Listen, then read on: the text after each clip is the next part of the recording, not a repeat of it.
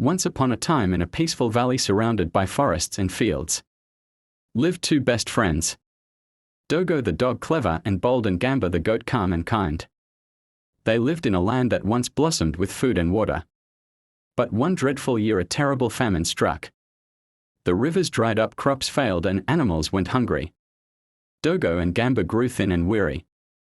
So one morning they packed what little they had and made a promise. We will search for greener pastures together. So they journeyed far and wide past villages with empty farms and dusty fields. Day after day they walked under the burning sun. They grew tired but never gave up. As night fell on the fourth day they looked for a place to sleep. The winds grew cold and the shadows stretched long. At last they saw a small hut in the middle of nowhere, light glowing softly from within. With hope in their hearts they knocked on the door. A large shadow opened it, revealing a tall lion with golden eyes and a broad grin. "Who comes to my door?" the lion asked. "Good evening," said Dogo politely. "I am Dogo the brave." "And I am Gamba the gentle," said the goat. "We are traveling far from home in search of food and shelter. May we please rest here for the night?" The lion's grin widened. "Of course," he said smoothly. "Welcome, I am Zuru, and you are most welcome in my home." They thanked him and settled outside the hut for supper. Zuru roasted wild roots, and after the meal he picked up his guitar. "Let us sing before we sleep," he said. "Here, Dogo, take the spare guitar." Zuru strummed his strings first and sang. "Little by little tomorrow I will eat meat. Little by little tomorrow I will eat meat. Little by little." Dogo glanced at Gamba. The words were strange and Zuru's grin had become too wide. Still Dogo sang back cheerfully. "Little by little tomorrow we will rise early. Little by little tomorrow we will rise early. Little by little."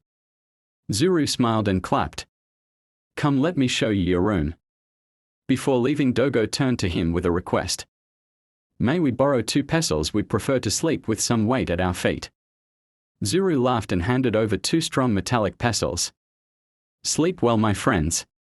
But what Dogo and Gamba did not know was this. Zuru quietly locked the door behind them. Inside the room, Dogo and Gamba looked at each other. They did not speak, they did not need to. They knew what Zuru was planning. So while the forest slept they worked. Dogo began digging under the door with his paws. He dug and dug, making a space just big enough to crawl through.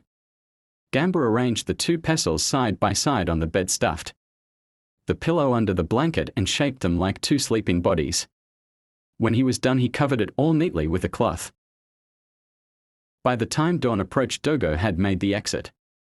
They grabbed their small sacks, crawled through the hole, and once outside Dogo used his paws to cover the hole again with sand. Then silently and swiftly they ran. At the lion's hut morning. At sunrise Zuru woke up. He sharpened his claws on a rock and licked his lips. "Time for breakfast," he muttered. He padded over to the room and called softly. "My good friends Dogo and Gamba, are you there?" There was no response. "Perfect," he chuckled. "It will be easier if they are still asleep." He opened the door slowly and there they were, 2 still figures under the blanket. With a wicked roar Zuru leapt onto the bed and dug his claws deep into them, with the intent of killing both Dogo and Gamba. Clang! His claws struck hard metal. The pesos. Zuru roared in pain, stumbling backward. 3 of his sharp claws had broken clean off. The lion cried as his hands were dripping blood. "They tricked me," he bellowed. "I'll make them pay." Furious and humiliated, Zuru sniffed the ground, found their tracks and chased after them deeper into the wild. At the riverbank, Dogo and Gamba ran until they reached a wide rushing river. They stopped, panting. 2 choices lay before them. Option 1, cross the river, but only Dogo could swim. Option 2, turn back and find a longer path, but Zuru would surely catch them. They were out of time. Then Gamba remembered something. "Dogo, I have a gift. I can turn into any still object, stone, tree, you name it." Dogo's eyes widened. "Are you sure?" "Yes," Gamba said. "You swim to the other side. I'll turn into a stone by the riverbank. When Zuru arrives, tease him. Make him angry enough to throw me at you. When I land, I'll change back and well run." It was risky, but it was their only chance. Dogo leaped into the water and swam powerfully to the other side.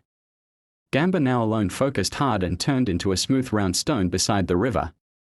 Moments later, Zuru burst through the trees, panting and furious. He spotted Dogo across the river. "You tricksters," he roared, "you broke my claws. Where's that foolish friend of yours, the goat?" Dogo wagged his tail and barked across the water.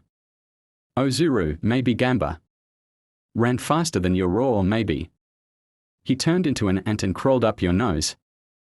Zuru snarled, "You dare mock me? I'll at least take this rock as a prize."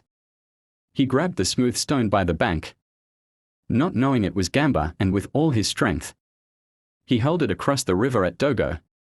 Whoosh, the stone flew through the sky, and Gamba transformed back into his goat form perfectly and landed beside Dogo.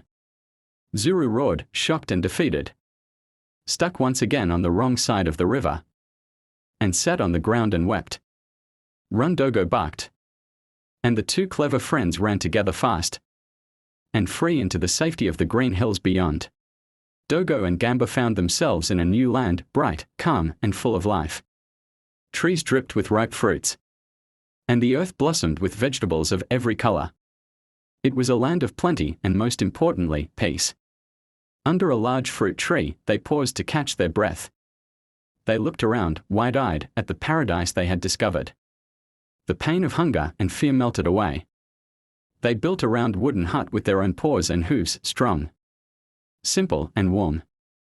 Day by day, they gathered food, shared meals, and sang songs of freedom. The baskets were always full, and their laughter echoed through the valley. As for the lion, he remained stuck on the other side, his power broken. Moral lesson: courage and wisdom will always find a way, even when danger roars behind you. Run from evil, choose peace, and you'll discover a place where good things grow.